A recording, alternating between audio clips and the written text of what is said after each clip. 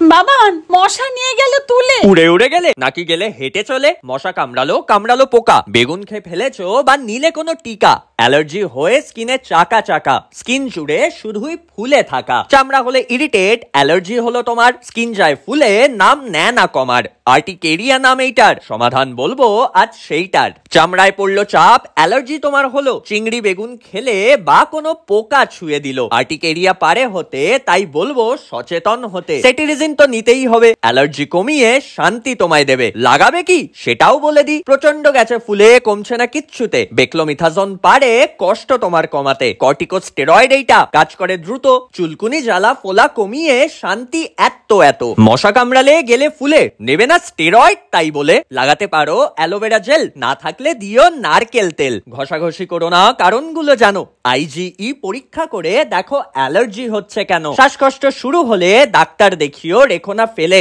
বাচ্চা বড় ঘরে বাইরে প্রত্যেকের হয় এমন, জানিয়ে দিলাম সমাধান, করতে হবে যেমন। শেয়ার করে দিও কারুর উপকার করতে চাইলে, চুলকুনি হলে এরপর ছুটে বেড়াতে হবে নইলে।